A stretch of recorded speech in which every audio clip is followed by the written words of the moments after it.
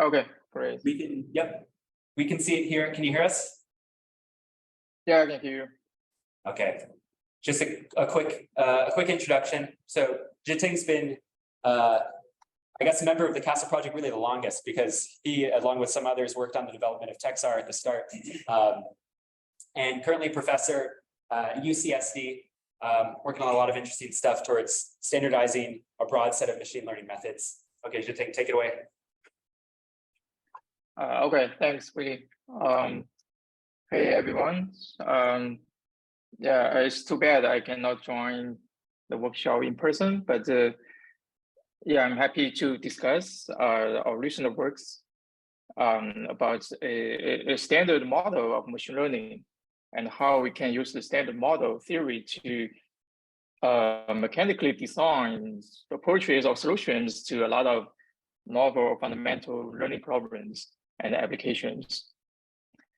So we know that we are really expecting machine learning and AI to do a lot of things, right? Like the autonomous driving, machine translation, the chatbots, right? And a lot of applications in healthcare and a lot of domains. So all these different tasks and problems come with different data or experience. For example, you have a lot of data examples for maybe image classification. You have knowledge or symbolic rules for some like medical problems, right? And you have knowledge graph. You can interact with the environment and get the feedback, right, as the rewards. And you may you may interact with other agents or even adversaries in some online learning setting, right? And in practice, usually you're presented with a combination of all this information, right, for a particular problem. So the problem of learning or machine learning is to make use of this experience to learn the concept or skills you really need, right, to solve the problem.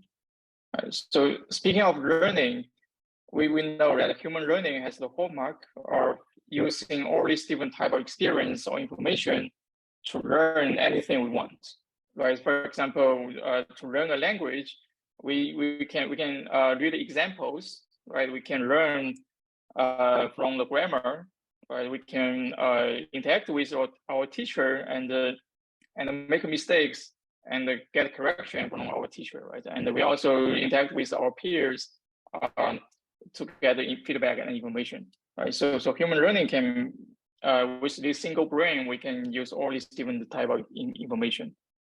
But when it comes to machine learning, right, it turns out to be very difficult for the machine to make use of all these different type of experience.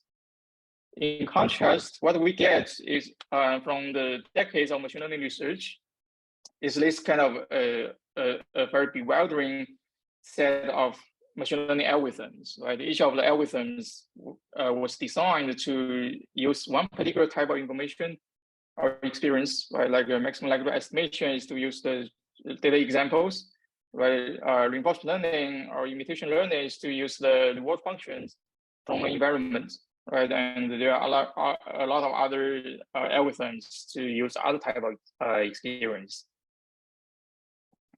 So this situation is kind of like the physics in the 19th century, right? At that point in physics, there are so many different theories to explain the phenomena in the world, right? Like electricity, magnetism, and the theory of light beams, right? But how physics really developed, right? A very important feature of physics is that the most important progress is made not by inventing new theories, right? It's really by unifying existing theories to get a more standardized one, right? For example, starting from the diverse electromagnetic theories, Maxwell defined this Maxwell's equation, right? That captures the relations between electricity and magnetism. And then this equation is further simplified with by introducing more and more unification and symmetries. right? And later, people developed a standard model that unified three of the fundamental forces in the universe, right? And the ultimate goal of physics research is to really build the theory of everything, right? To unify all the fundamental forces, right? So that's how physics really developed. So if we come back to machine learning, right, then we would naturally want to ask, right, can we develop a standard model of machine learning, right? So let's this standard model characterize the learning using all these different type of experience, like data examples, knowledge constraints, whatever other models, rewards, adversaries, auxiliary models, right?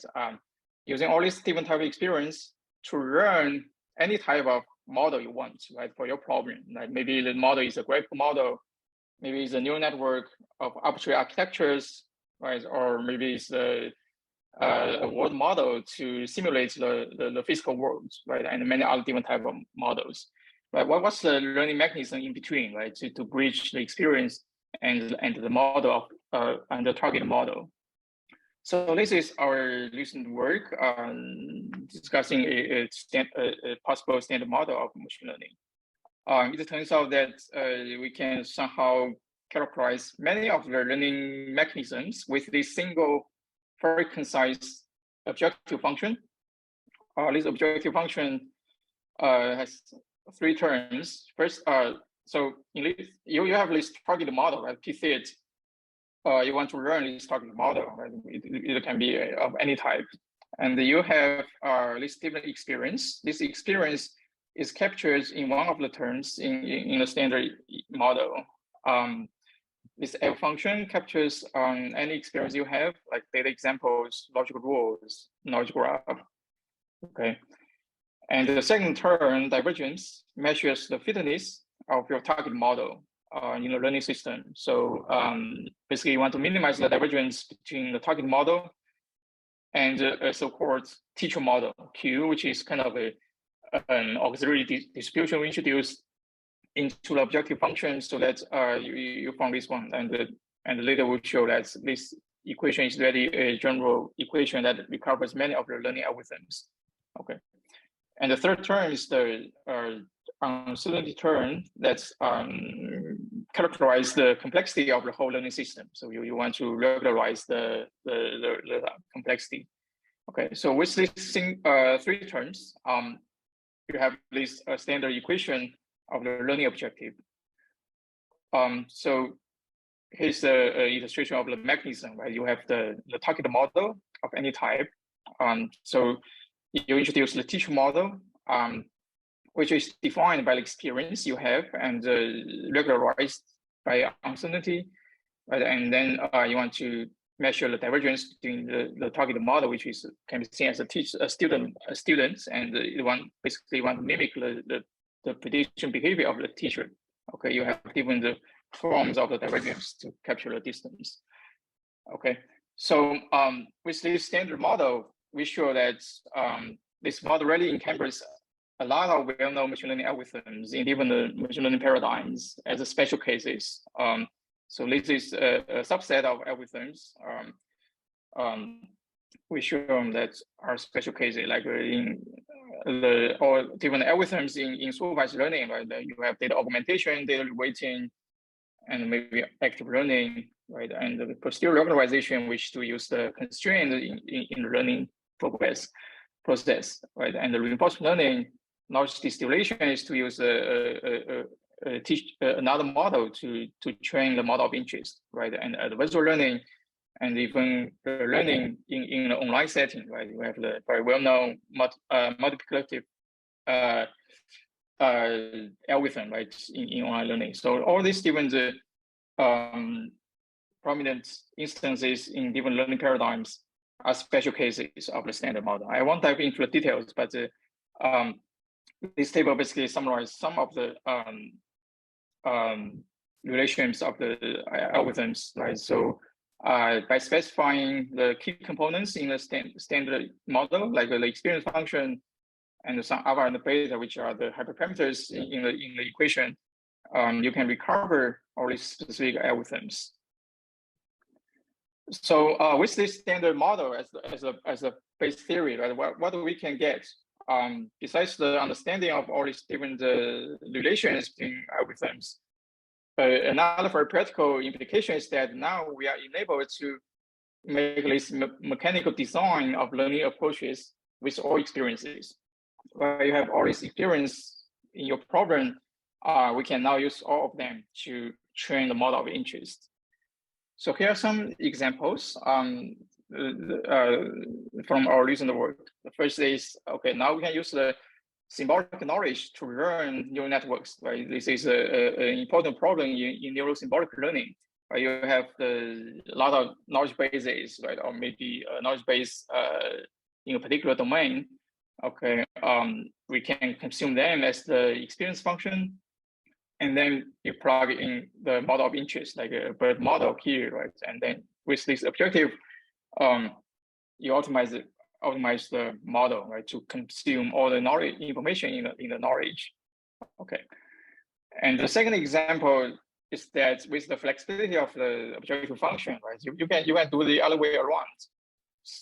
You can specify the experience as a pre-trained model, and then the target model as for example, a knowledge graph you want to learn, right? So this is a problem of learning knowledge graph from pre-trained, for example, language models. Okay, this is one of our very recent work. Here are some examples we learned out of a robotic pre-trained model, right? These are the kind of novel knowledge which is not included in any of the existing knowledge graph, like a ConceptNet or Wikipedia. Right, so for example, you can learn the knowledge a newborn can do something, but it's not good at it. Right, for example, a newborn can sit, but it's not good at sitting. Right, and maybe some countries separated by ocean. Right, there's even the novel relations you want. So by the way, we're working together with MBZUAI to build a knowledge server based on this work, so that users can query whatever knowledge they want from the language models like GPT-3 or OPT large models, right? So we no longer, perhaps at some point, we no longer need this human crafted knowledge graphs like ConceptNet. Okay, so here are some quantitative results. With the standard model, you basically get much better precision and recall compared to existing algorithms, like based on data mining pipelines or other kind of ad hoc design. Third example is the learning prompts to control large pre-trained models. So for people who are familiar with the pre-trained models, right, like GPT-3, we know that prompting is a very important way to interact or to use the pre-trained language models or other models to do whatever downstream tasks you care about, right? So then the question is, how can we automatically learn the optimal prompts for your task of interest, right? So naturally, you can formulate this as a problem under the standard equation, right? Basically, you can set the target model as the prompt, right? These couple tokens in the prompt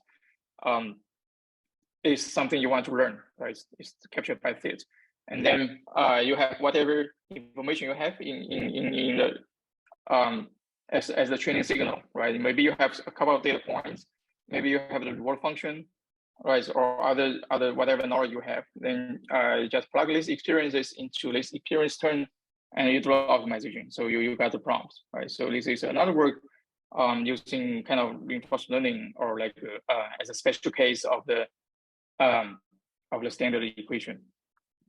Okay, so as a quick summary, we hope to build a standard model of machine learning to encompass many of the learning algorithms we already know, and also to present a design space of new algorithms we need in the real problems. And with this standard model, we enable panoramic learning with all experiences, just like how human brains can do. Okay, we show examples of new symbolic learning or learning prompts, and some other ongoing works, including building world models to simulate the physical world, like how the objects are changing, right, given actions or interactions. Yeah, so this is basically a quick overview of some of our recent work. I'm happy to take a couple of questions.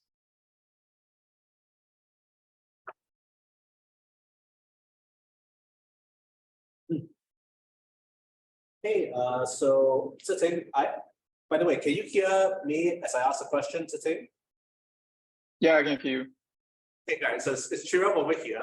I was a little curious actually about the RL prompt, because if I'm not mistaken, is Doug your student, by the way?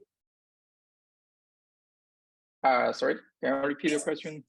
Okay, so let me try to move a little closer to the microphone so folks can hear my question. Okay, so I wanted to ask actually from a castle like open source perspective, this RL prompt, do you see that as being maybe integrated with certain castle projects? For example, maybe it's the Alpha project, or is it using the Texar project? Do you have any perspective on that? Yeah, so yeah, I do think it's very promising and potentially useful to incorporate the RL prompts as an automated way to run the prompt with the castle project. Like say, with our Alpha, right? We serve the large language models or other multimodal models. Then how we can make best use of them, right? Hopefully we can run the prompt automatically.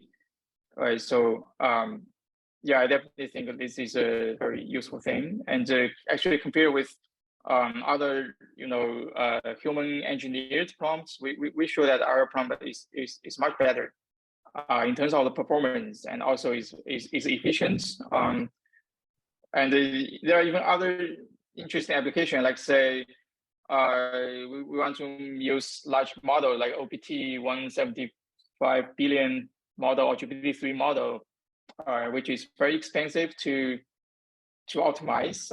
We want to tune it to a downstream task, right? So IO prompt enables you to run the prompts with a smaller model, and then you can transfer the prompt to a larger model. So these are all the different possible usage of this run the prompts in practice. So yeah, I do think we are actually starting this discussion, like how we can incorporate this IR prompt algorithm as a kind of one of the services in Castle, actually. Yeah. Great answer. Thank you so much, Zhiting.